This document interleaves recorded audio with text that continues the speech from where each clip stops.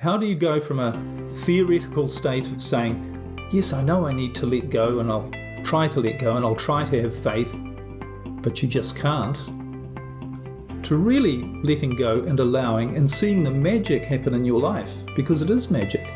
Hi, I'm Liam Naden, and welcome to my podcast, Let Yourself Off the Hook. As someone who has studied success for decades, I have found the formula for achieving your dreams and goals, and it's all to do with how you use your brain. Each week on my show, I will provide you with the tools, resources, and expertise to utilize your brain to its ultimate potential and remove the barriers to your success. And as you will discover, true success in every area of your life only comes when you let yourself off the hook. We've all heard of the phrase, you have to let go. Don't struggle, just allow things to happen. Believe, know that things will turn out well. Just let go. But so few of us do it, don't we? Why is that? Even if we think, or even if we can logically understand that it's probably a good idea, that we'll probably feel a lot better if we just try and let go of our thoughts and our actions and our struggle. Even though we think that it might be a good idea, virtually none of us do this. And why is that? I mean, most of us think that letting go means to give up and to accept failure rather than try and achieve what we want. But this isn't what letting go really means. And in fact, when you let go, you might find yourself putting in more effort to reach your goals or solve your problems, but the difference is you actually get what you want. You achieve the right result. Because letting go actually means that you get results rather than struggling not to get results. And most people fail to reach their goals not for lack of trying, but for lack of letting go. So in this episode, we're going to look at the real meaning of letting go, what it actually is, and how you can use this concept, this principle, to really see a massive improvement in every or any area of your life. And you're going to find that really letting go, understanding what it is and applying it, it not only gives you what you want, but you find your life is so much more rich and fulfilling. So firstly, let's just think about this concept of letting go, which I said at the beginning we've all heard of, but virtually none of us apply it. And the reason we don't apply it, I think, is we don't really understand what it means. But of course, the concept or the teaching of letting go and allowing, it's been with us throughout history. All spiritual and religious traditions talk about this. They also call it faith. It's about having belief and trust in a higher power, a God, if you like, something greater than ourselves, who's there, who loves us, who wants the best for us, and who can get for us what we want, if we trust, if we believe, if we have faith. And many of us, perhaps even most of us, we have some sort of religious belief or perhaps a spiritual concept of something greater than ourselves, but we find this very difficult to do. We find it very difficult to really let go, really believe, really trust and have faith. And we say things to ourselves like, well, if I want to solve a problem, I have to work at it. I have to find the answers. I have to figure out what to do, and I have to take massive action to solve this problem or to reach my goal. I can't just sit in a corner and meditate and believe or allow it to happen. That's just not going to work. And if you've tried sitting in a corner, visualizing, believing, and trying to let go, you know that doesn't work either. But here's an important concept to realize, and it took me a long time before I got this one, and that is there's a big difference between effort and struggle. Between effort and struggle. And you really have to become very clear about what that difference is and put effort into your life, but avoid struggle. You know, struggle is, I'm sure you know what struggle is, but it's exhausting, it's damaging, it's hard work, both physically and mentally. And we don't get very good results from that. We just seem to spend our time working, struggling, not really making much in the way of progress. And I'm sure you've experienced that, or maybe you are experiencing that right now in your own life. I certainly did for many years.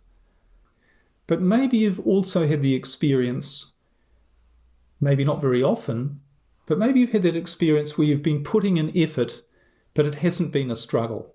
It's had a different sort of energy about it, a different feeling. Yes, you've been putting in an effort, but things have been going well. Maybe you've been making great decisions. Great things have been happening. All of the things have been falling into place at the right time. Other people have come along and helped you, perhaps often unexpectedly. But everything is like being what's often described as being in the flow of life, when you feel energized and good and things are working well. Now that's actually our natural state of being, is being in that flowing state. And I talk about this in previous episodes of the podcast in more detail. But it is our natural state. But the problem is, because of the way we're using our brain, because we're not using this flowing machine or what it's designed to do in the right way, that's why we end up with struggle. And that's why we so seldom experience this natural flow state.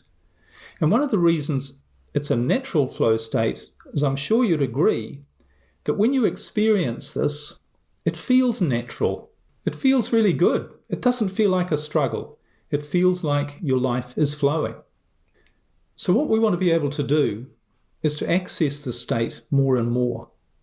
And one of the ways to do this, one of the main ways to do this, is to understand the difference between letting go and struggling.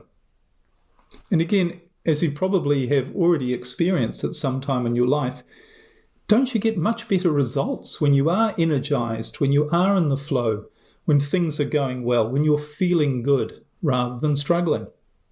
You know, one of the things I used to do a lot of when I was struggling all the time, always trying to achieve more success, worried about what was going on, and really trying to put in as much effort, which was really struggle, as I could. One of the things that always baffled me was how many dumb things I used to do, how many bad decisions I made. And often I'd say or feel, hey, I'm doing the wrong thing here. I shouldn't be doing this. But I still went ahead and did it anyway. And of course, turned out to usually not be the wrong thing. So why did I do that? Why did I carry on struggling, thinking I needed to force things to happen when it didn't work? Well, it's because I didn't understand how my brain works and how it's literally designed to keep me in the flow, getting me to do the right things, getting me to be motivated and excited and inspired with right information and right action, and therefore get much better results. And it's only when I learnt that by accident that my results really started to change. And not only my outer results, but my inner results. I started to feel a lot better about my life, about myself. I started to feel excited about life, fulfilled. And surely that's the purpose of life, isn't it? Okay, so this whole concept of letting go, allowing. How do we do that? Well, there are actually 7 steps in a process to letting go, which I'll share with you shortly.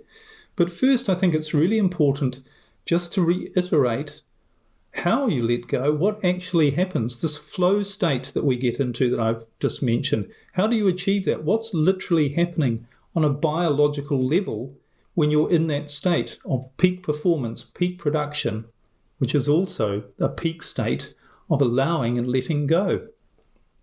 Well, it's all to do with how your brain works.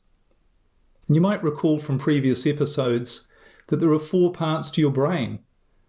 I have a 4-part brain model which I've developed, which shows you exactly how your brain works and is designed to work when it's working at peak efficiency and you're getting the best results.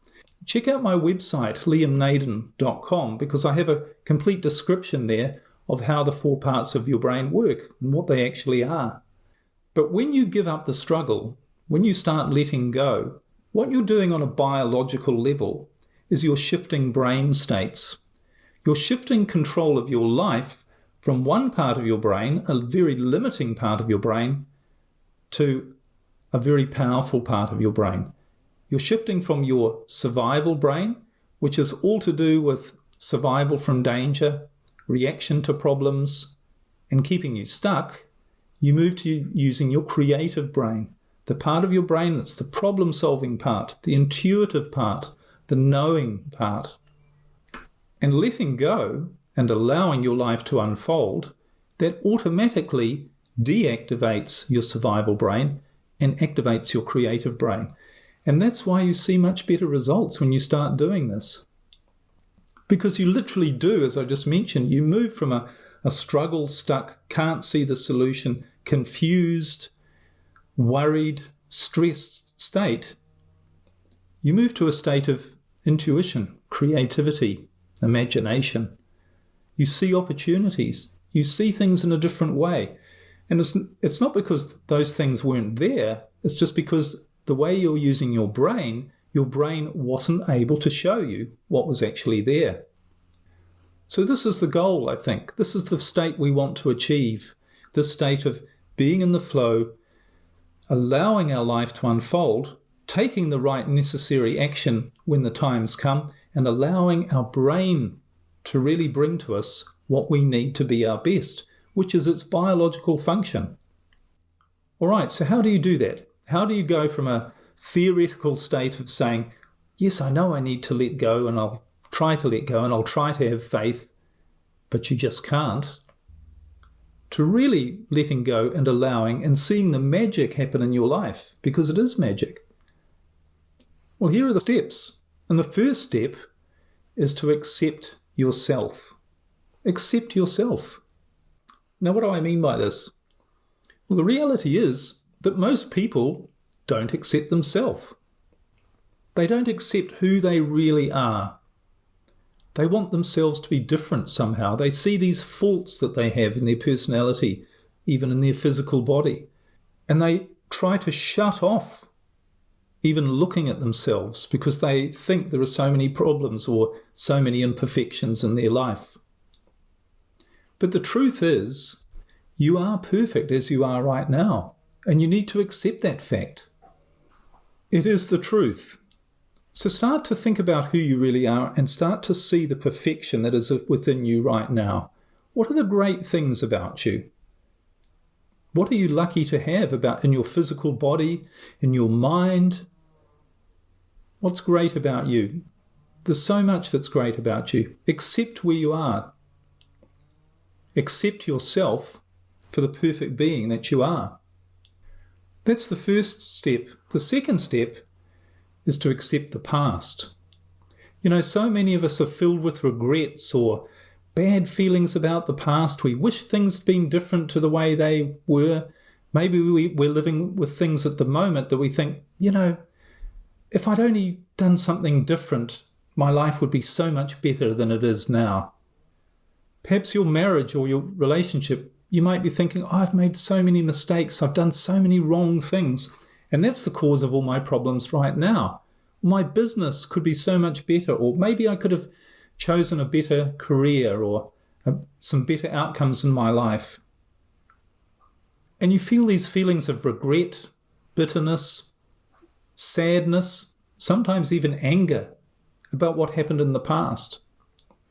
But here's the thing about the past.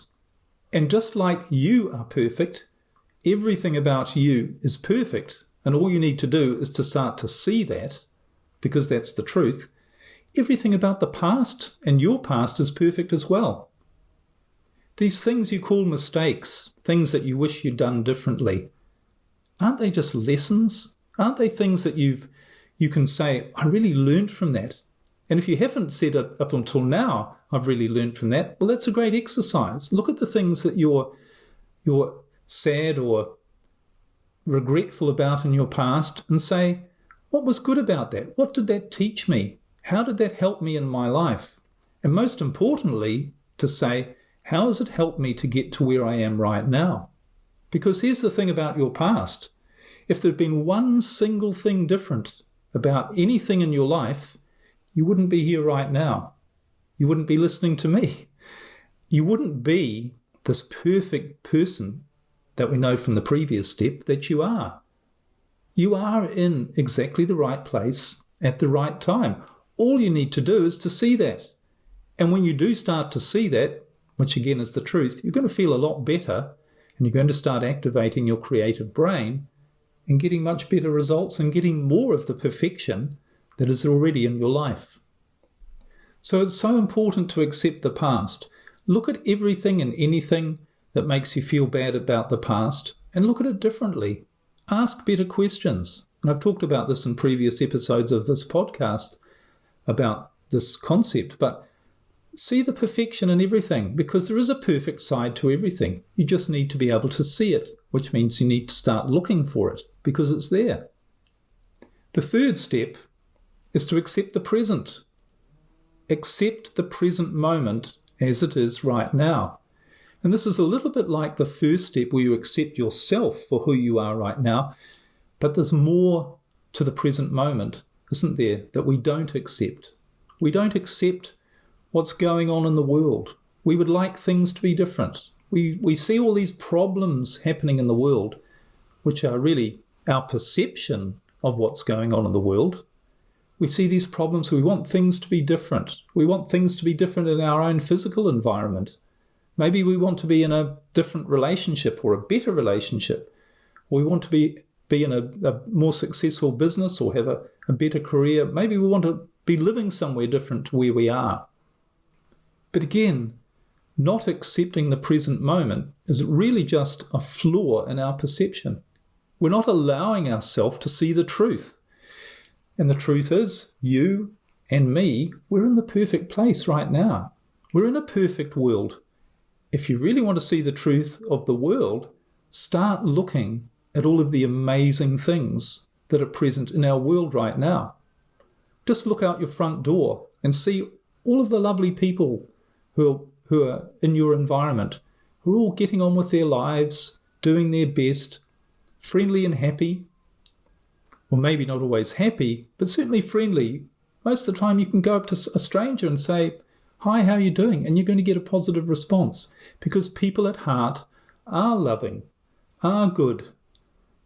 This is the reality of the world. This is the reality of the present moment. So start looking for that. That's the third step. And the fourth step is to accept the future. Accept the future. What do you think about when you think of the future? You know what most people think about? They're worried. They think bad things are going to happen. They think that if they don't solve these problems or their problems, or if the world doesn't solve its problems, disaster is going to befall them and the world. That's their expectation that bad things are going to happen. But you need to accept that the future, like the past and like the present, and like you and everything around you, the future is perfect as well. It will be perfect. If all of the past and all of the present has been perfect, why wouldn't the future be perfect? At some point, the future is going to become the present, and after that, it's going to become the past. So the future will always be perfect as well, because it always has been. And just like the past and just like the present, you will know that everything that is going to happen in the future is going to be what's best for you. It is all going to turn out for the best, just like it already has. And I know sometimes people say to me, well, it's all very well for you, Liam, to say there are no problems in the world and to say that you don't have any problems and that nobody has any problems. But really, when you think about it, what is a problem? A problem is something that makes you feel bad. And if you can change the way you look at it, if you can change your perception so that it doesn't make you feel bad, it can't be a problem anymore. Again, I've covered these in previous episodes, but if you really think about that concept for a moment, imagine if you're in the situation where you didn't enjoy your job, or you weren't making enough money, or your business was failing, and you got to the point of such pain that you had to quit your job, go and do something else, give it up, or even you lost your business. But what would happen if after that you found a much better job, something that was really fulfilling for you. Or you found a better business, one that didn't cause you stress and problems and made you all the money and gave you all the freedom and everything you really wanted and made you feel truly fulfilled and happy. Now, when you look back on the problem of not being happy or not having a great business and you lost both of those and you went on to something better, if you look back on it, wouldn't you say, the real problem was I didn't give it up soon enough. It wasn't a problem. In fact, I wouldn't have given it up. I wouldn't have sold the business or done something different if that problem hadn't existed. So it was a good thing that it happened. I look back on my life when I went from being a millionaire and having everything that successful people would want, I guess, to being homeless. And many people would say, well, being homeless is a real problem. Losing everything is a real problem, not knowing where you're even going to sleep at night or how you're going to earn any money for food, which was literally where the situation I got to. Many people would say, well, that's a really big problem. I would never want to experience that. But it was one of the best things that ever happened to me because that's how I learnt about this stuff, about how I was going down the wrong track with all my not letting go, forcing things to happen, not accepting myself, not accepting the past, beating myself up all the time about the things that I've done wrong, not accepting the present, always wanting things to be different to what they were, always trying to force different outcomes and force things to be better. And I was terrified of the future. But I learned to let go of all of those things. But the only way I did learn to let go of them was through the experience of actually losing everything. So was that a problem or was it a good thing? It was a great thing in hindsight. And that's the thing about the past, present, and the future. From a different perspective, it will always be what's best for you. So that's step number 4. Step number 5 is to replace faith or hope with knowing. And this really leads on from the previous 4 steps, which is to move yourself from a place of hoping, wishing, wanting, telling yourself you have faith when you don't really, but struggle, to knowing. And that knowing really comes from what we've been talking about knowing the truth about the past, knowing the truth about yourself, knowing the truth about the present moment, and knowing the truth about the future. So the more time you spend on this, this inner work, if you like, this inner game, which is really a battle between you and your thoughts, the more time you spend on this, on the inside, the better things will get on the outside. And this is the true meaning of what it says in the Bible. Seek first the kingdom of heaven, and everything else will be added. Because the kingdom of heaven, as the Bible says, is within you. It's in here. So seek first to understand and be a part of and inhabit the kingdom of heaven, which is this perfect place where you're using your creative brain to be in the flow of life. Seek to be there first, and you'll make the right decisions. The right things will happen in your life. Magic will happen in your life, which is what we're promised through faith as well, isn't it? But all of these great things are going to happen when you move from a state of hoping, wishing, wanting, and trying to believe to knowing. And that can only come through this work on your inner self. And from that comes step number 6, which is simply to allow the present moment to unfold. Get in the flow of the present moment. Release everything else. So it means don't focus on outcomes. Don't focus on where you think you want to go. Don't focus on what you think the steps might be. Don't focus on what you think the problems might be, what you might need to overcome. People sometimes say, or very often say, I need to prepare for things. If you release the future, you will do the right things at the right time, including the right preparation if and when you need to do it. So allowing this moment to unfold, instead of all those things, what it really means, focus on where you are right now and take the next step. Say to yourself, what do I need to do right now? If you listen to a previous episode in which I discuss procrastination, this is the way to overcome it. Just take the very next step. That's all you need to do. People say this is very difficult to do, but something's only difficult when you don't understand how it works. But if you understand how your brain works, that your creative brain is there to make sure that everything happens the right way in the right moment, then it's not difficult to do. In fact, you say to yourself, why did I ever do it any other way, when you start to get really good results this way? So one of the things to do is to let go of a need for certainty. A need for certainty to know what's going to happen in the future and to be planning for it and preparing for it. That comes from being stuck in your survival brain. It's not a part of your creative brain. Just know things are going to work out well if you take the next step. And that, of course, is the key. You actually have to take the next step, not just think about it. You actually have to take lots of action. But you do it in a flowing way, and you do it one step at a time. And this thing about certainty, the opposite of certainty isn't uncertainty. It's acceptance of the truth of what is real right now. And you can only see that when you let go, when you allow your creative brain to take over. And the seventh and last step is really to understand what it is that you're letting go of. And it's really only one thing. What you're letting go of is fear. Fear is at the core of every bad feeling that you have, of every frustration that you have. You're worried about the future. You're afraid of the future. You're afraid of accepting the present moment. You're afraid of just letting go of the past and seeing that that was perfect as well. And above all, of course, you're afraid of letting go. You're afraid of feeling that perhaps you won't be in control, that bad things will happen to you because somehow you're letting go of or giving up your control of your life.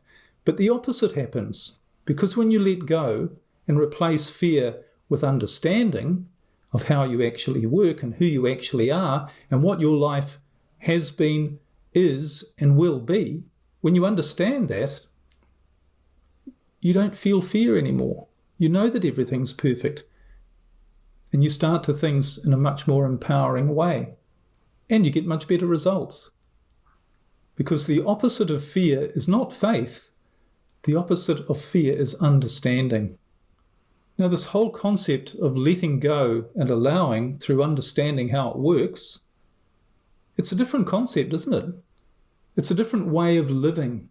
It's certainly a very different way than most people are living. And it's probably a very different way of living that you yourself have experienced. But give it a try. Start to develop your understanding. Start to really examine some of these questions that I've been posing to you, or these ideas, and really start to go inside yourself and questioning all of the things that are making you feel bad or that bring stress into your life and into your thoughts. Really start understanding yourself and changing your perception. Because the name of the game really is to focus on changing yourself on the inside and allowing the things that you want on the outside to come to you, rather than focusing on what you think you want on the outside, trying to get those so that they're going to make you feel good on the inside. I tried that for a long time, and probably you're trying it as well. And if you're really honest, it doesn't work, does it? Because things will change when you change, not the other way around. The 13th century Sufi mystic Rumi said, "Yesterday I was clever, so I wanted to change the world. Today I am wise, so I'm changing myself." So profound. And the great thing is, this makes life so much more worthwhile living. You're replacing struggle with true effort and true progress. And you realize that the truth is another one of these truths, another one of these perceptions that's hidden from us when we're not using our brain the right way, when we're not allowing, when we're not really letting go because we don't understand how it works and understand this process, is you realize that all along life is actually trying to work for you rather than against you. Life is set up to try to ensure that you are the best that you can be, that you contribute the most to this world and to yourself, that you're in harmony with really what is an incredible natural world. And that we're connected to an intelligence that's so much greater than what we think we are. And we connect to this intelligence through our brain. Our brain is, if you like, the connecting instrument, the connecting mechanism. So in other words, there's a greatness and a perfection of everything, including your life. A greatness and a perfection that you weren't aware of, but really has always been in control of your life and always will. And it's there to make your life experience one of joy and fulfillment. Because really, when you think about it, that's what living is all about.